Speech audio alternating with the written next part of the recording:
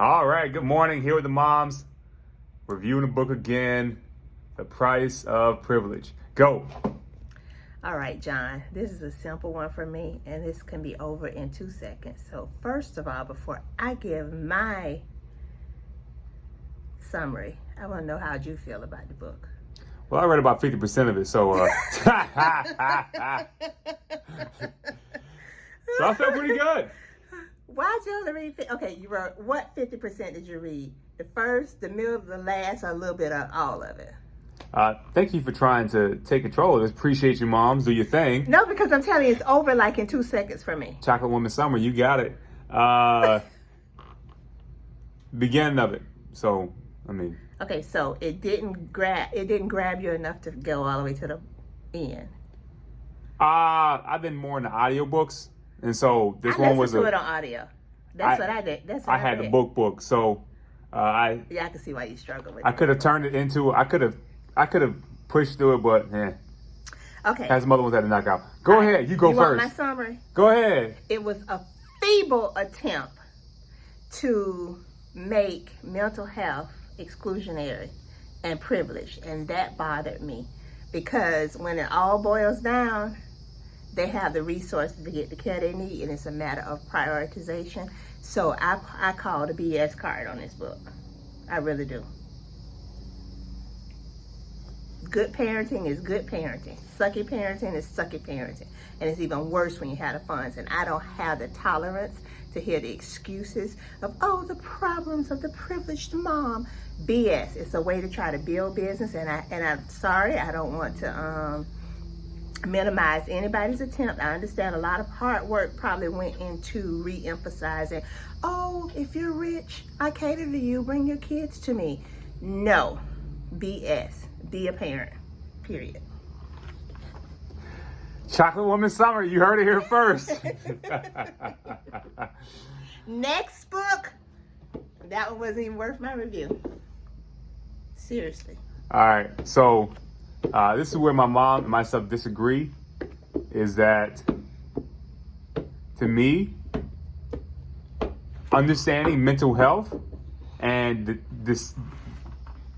deciding that your kid needs the help, that's the first step, is something that is not a privilege issue.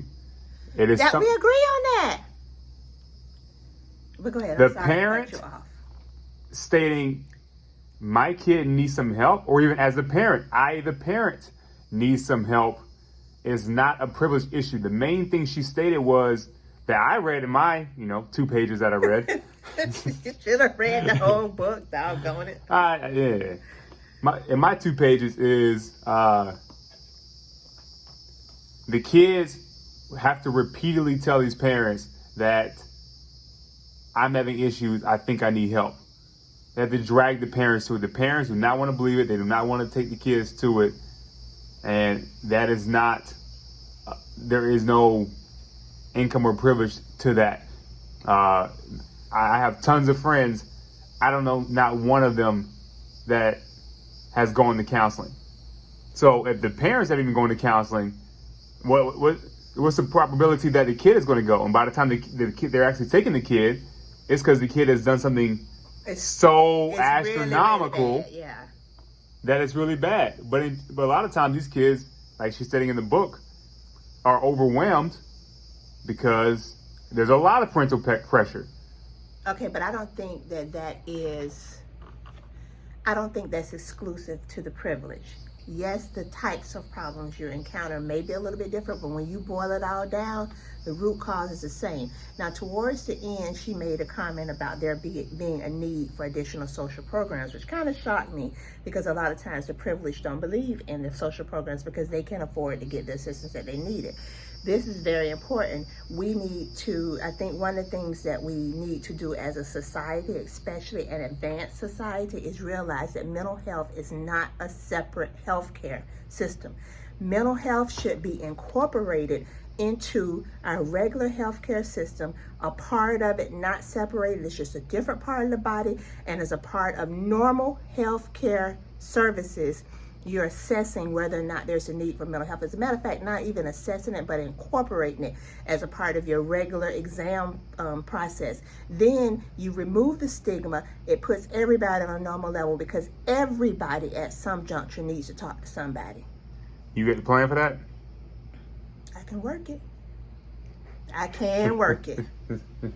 All of your plans, like, I don't disregard your plans, but all of your plans always end up being, we gotta overhaul the big system to add something to the big system, change the big system. Our healthcare system is broken, and as an advanced society, we should not have people suffering at a higher level. And the reason is because, and this is why the book really angered me so much, and I feel very strong about it, is because we try to put a privilege tag versus a non-privilege tag on things that are just simple. It's the simple fact that someone is ill and they need assistance.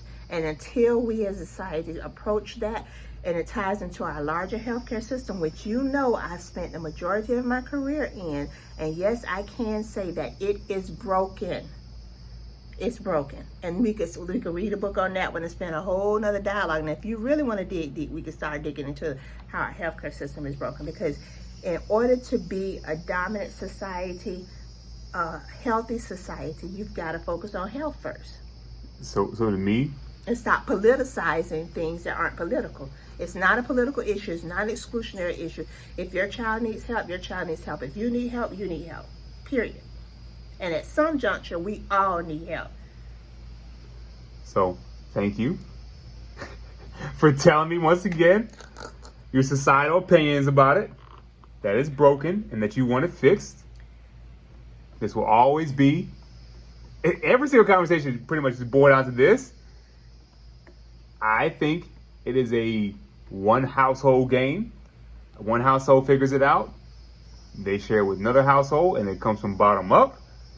For you, you're like, the system is broken. Let's get it fixed. I don't believe that the systems will ever be perfect and that it's got to be a 1v1 game. So I know when it comes to reading books, when it comes to listening to things, unfortunately, most people listen to things that are from a person or a culture that is similar to theirs. So what she argues in the book is that recently there's been a lot of literature on the mental instability of kids from low. Say it, because I'm about to throw the card. BS. I don't know how to. But I'm not a what resources wordsmith. are available to help them? Everybody got resources, homegirl. Oh, BS. There's more resources available Yes. when you have more money, but there's resources available for everyone. All right, this boils back down to class, people. All boils down to class.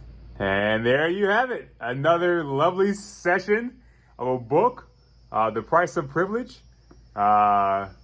Well, my mom absolutely loved the book. The price of Put it wanting on. to be privileged and called privilege and separating yourself as privileged as a 1%er. Oh no, I'm high middle class. Of course. Yeah. We put it on record. My mom is in love with this book. She will put it right next to her Bible on her right next to her bed. Throw some oil on it. Yes. And yeah, there you go. Have a great day.